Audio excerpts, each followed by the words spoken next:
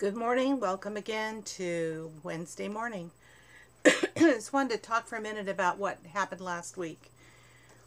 There's a difference in looking at physiologically caused mental illnesses and mental illnesses that are caused by psychosocial or social issues.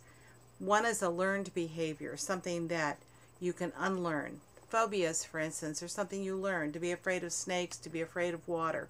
Those kinds of issues, even though they can be very, very serious, still are issues that can be undone with the proper kinds of treatment, not necessarily medication.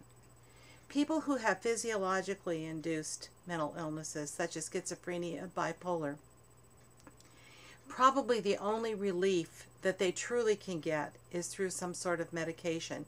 And that's been a fairly recent development because it wasn't known until probably the last 25 years, the fact that those truly were physiologically induced. Genetically, not by how you live, your environment, that kind of thing. So helping you with psychosocial is important so that you can learn to function the best that you can in the community. That's the important part. Can you be safe? Can you feel safe? Do you not need to live out on the street? Can you find a way to take your medication and stay on it? Can you get that kind of support that you need, the reassurances and the caring? And you're going to see some of that not only in the video that you're seeing this week, Stephen Nash, but also when you take a look at John Nash, or Stephen Fry today, excuse me, and John Nash in the future. There's a really good movie with Russell Crowe called Beautiful Mind, and some of you may have seen it. You're seeing one that is not commercially produced in a week or so. So take a look at that need for medication. We have a tendency to want to medicate everything, because we see that as a panacea for all ills. It means you don't have to try to find some sort of other way to help people through their problems. The majority of people who have mental illnesses that they're trying to overcome, therapy will work really well, maybe with some medication to help with it. But physiological illnesses cannot be talked away. You can learn to help people cope with it by having a safe living environment. So do keep that in mind.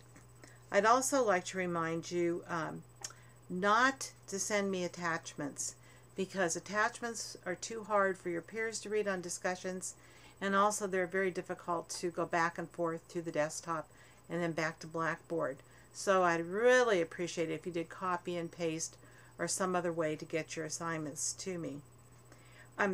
Also remember on your critical thinking questions, and the reason why they're critical thinking is you're supposed to use what you read and what you see, anything that you look up extra, to try to define for yourself what the question is and what it means to you. So if you don't include those, you probably are not going to get full credit. There are several of you that I asked you if you wanted to make up the points that you could email them to me. So do that. Rewrite your answers if you want to and add the points. I don't mind you doing that. Not for everything, for everybody, because that defeats the purpose. But if you really have a problem with it and you goofed up, I will let you know in the comments that you're welcome to make it up. And some of you have already done that with me. And sometimes I'll even let you discuss it with me as opposed to writing it. Anyway, I hope you have a great week, and I'll look forward to reading all of your answers and things. Call me if you need help.